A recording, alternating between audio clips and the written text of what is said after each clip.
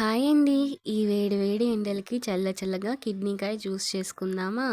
ముందుగా కిడ్నీకాయని తోలు మొత్తం ఇలా తీసేసుకొని చిన్న చిన్న ముక్కలుగా కట్ చేసుకోవాలి. లోపల ఉండే సీడ్స్ కూడా తీసేసి చిన్న చిన్న ముక్కలుగా కట్ చేసుకోవాలి.